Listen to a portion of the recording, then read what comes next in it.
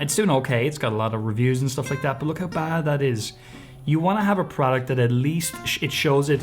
I've got some great news for you today. You don't need to do 100 different things to increase your Amazon sales. The biggest thing you can do is very simple. It's just one thing. And in this video, we're going to break it down. All right. I know what you're saying. Stephen, what's the one thing? Tell me now. And I'm not going to drag it out for an entire video like I see other people do. No offense to anybody else. But I'm going to tell you right now, the one thing is this. Use high quality product images. Now also, don't jump off this video just yet because I'm actually going to show you a whole bunch of examples of bad images, good images, and we're going to talk about what makes up a great image. Here's the thing, Amazon will tell you themselves, having a great image can and many times will increase your sales by at least 33%. I saw this to be true years ago. We were selling vacuum storage bags many moons ago, and our image was really poor. It did not look good. And so what I did was I put a lot of effort into getting that main product image to be world class as well as the remaining images. And lo and behold, our sales increased dramatically. Now, I don't recommend that market anymore. It's too competitive. At the time though, it was still competitive, but we were able to stand out literally down to the product image. Nothing else changed at the time. And we doubled our sales really, really quickly. So that's how powerful this is. So I'm gonna get into some tips now and break down exactly what you should do and what you shouldn't do. The first tip I have for you today is simple. Do not, and I repeat, do not use manufacturer images. Manufacturer images are images that are on places like Alibaba, and the reason you shouldn't use them is because many times they're terrible, number one, but number two, if everybody starts using the same manufacturer images, what's going to happen? Every listing will look the exact same, and to the end customer, they're just going to be like, I'll just buy the cheapest one because these are all the exact same. Let me show you on Alibaba what this looks like. It's right here right now, and let's just do our vacuum storage bags because we were kind of talking about those a minute ago. And as you can see, lots of different ones. Now, this is a very typical manufacturer image that a lot of people would have used. Nowadays, this market's very competitive, so they wouldn't do quite as much of that. But that's like an example of a manufacturer image. As you can see, they have their watermark on it as well. And these are also good examples of this kind of thing. You know, it really doesn't look that great. There's not that much effort put into it. And, you know, like they usually will have something like this as well. And if you go onto Amazon, I'll actually just do it right now. I would say we will not find anyone using an image like that anymore, but maybe we will. Let's just try it. Vacuum storage bags. Here, and scroll down. So as you can see, these people here, like they've branded themselves up and they're putting in a branded image. This is actually a similar idea as to what we did. We made a better image like this kind of thing, and it worked really, really well for us. So as we scroll down, we can see people are like branding themselves now in this market. That makes total sense. That's an example of what I would say is close to a manufacturer image. I don't think it is, but it's close to it. And as I say, look at that one, right? It's really quite poor. Now, I know it's decent because it does show like a kind of like a what happens in reality kind of thing. But at the end of the day, these are not great images. They need a new hand model for that image. Anyway, point is that manufacturer images are going to have an impact negatively on your listing. And as you get into markets that are less competitive, people get lazier and you will see them do this kind of thing. So that's a really great opportunity for you to stand out by putting in high quality images. And by the way, if you're looking for somewhere to get them done, you can actually jump over to our ecosystem, get a free account, and you can get access to our photographer app. And in there, basically, you can pay us a little bit of money and we will do your images for you. Okay, let's get on to the next tip. How many images should you use? You should have 4 to 6 images of your product, and your product should be imaged. That's a new word. It should be pictured from all different sides. Why is that important? Because the customer who's going to buy your product, they can't touch it, they can't feel it. So you have to give them a 3D type experience. And the best way to do that is to take the product and number one, take the main image of the product on a white background. That's very important for Amazon. You have to do that. And of course, there's certain specifications you got to follow. That's one of them. But then your next images 2 through to 8.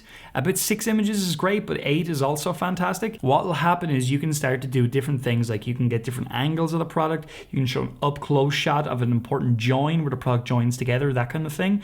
And also what you can do is, in the later images, You can have arrows pointing to things, you know, the size of things, stuff like that. We find that nowadays, like, we used to do none of that whatsoever, and I can't prove that it increases conversions, but in certain markets, having those kind of like designed up images are quite important. In most markets that we're selling in, though, they're still not vital. And again, I don't have any proof to say that they actually increase conversion, but if you're in a market where everybody's doing that kind of an image, it is worth looking at for images, you know, 2 through to 8 or through to 6. Also, the idea of being able to kind of get a feel of what the product does is important as well. So that's why people ask about lifestyle shots. I think a more important shot is like showing how it works. That to me is better than a lifestyle shot of it in situ somewhere.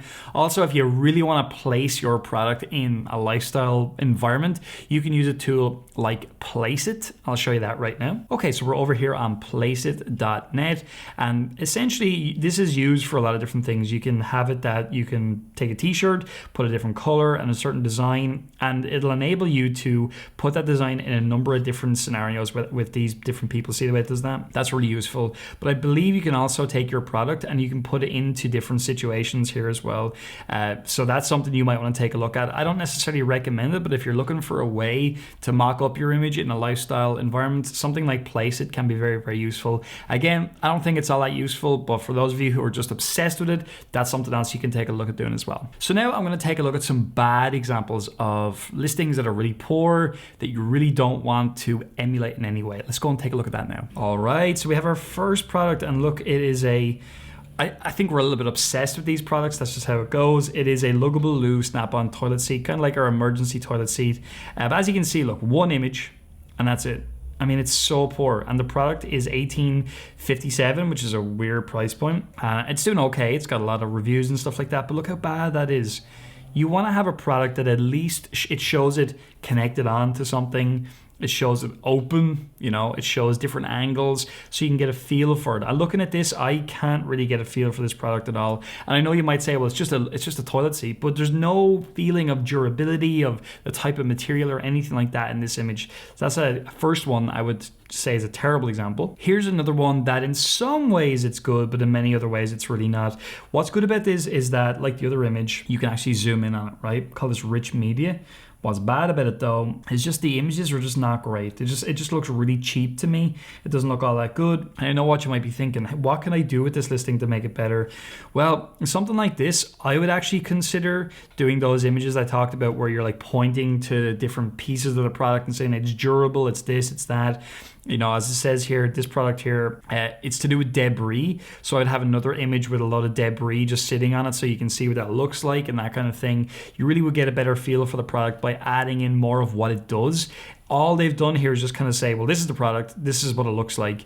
And that's fine, but it's better to show what it does, give an idea of that as well. I think that would be really important. And the final thing would be, if there's some striking packaging that goes with this, I would have another image of the actual box or the packaging that goes with this as well, because you could see, oh, this looks really nice, it's nicely branded, that's interesting. And sometimes as well, actually taking the product, the image of the product in its packaging, like the vacuum storage bags we looked at a few minutes ago, that can look better as an image number one in some cases, and it's still a picture of the product because it's white background, it's how it comes packed.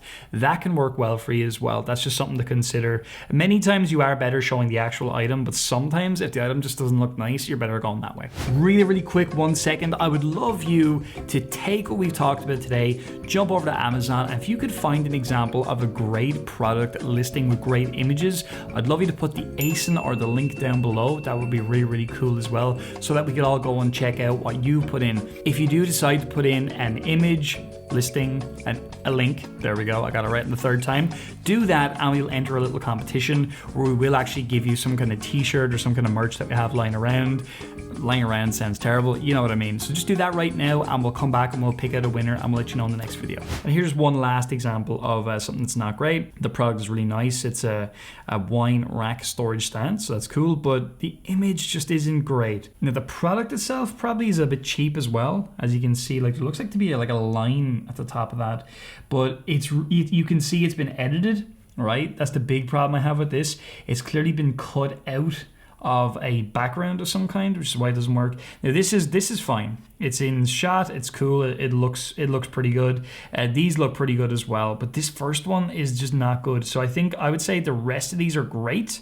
These are all great actually. Just this first image was what disappointed me. So this is an example of bad and good at the exact same time, which I think is actually pretty interesting.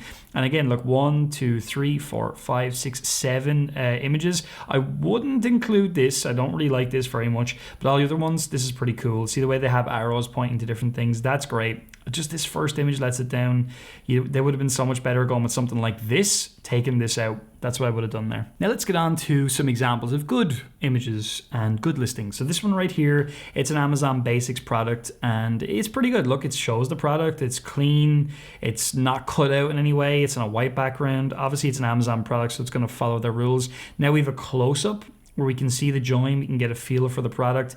And again, look, another close-up from another side. So now we're getting that 3D image that I talked about earlier on.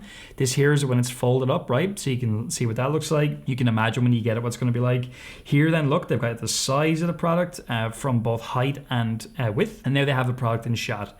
And these ones here, I would say are not vital, but it is nice to see this type of an item in situ and what's going on whenever the product's kind of like in use. So to me, this is an example of a really good one. And look, 1, 2, 3, 4, 5, 6, 7 product images there as well. So that one's great. This one here is very good as well. It's storage type products.